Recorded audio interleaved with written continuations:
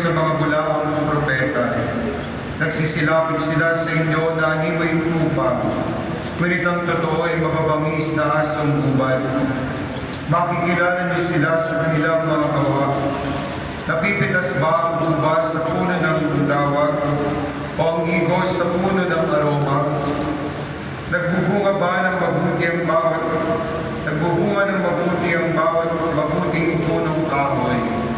Subalit nagbubunga ng masama ang masamang punong kahoy. Hindi maaaring magbunga ng masama ang mabuting punong kahoy. Iyang mabuti ang masamang punong kahoy. Ang bawat puno na di nagbubunga ng mabuti ay pinuputol at itinatapon sa apoy. Niyo sa kanilang mga gawa ang mga bulaang propeta. Ang mabuting balita ng Panginoon.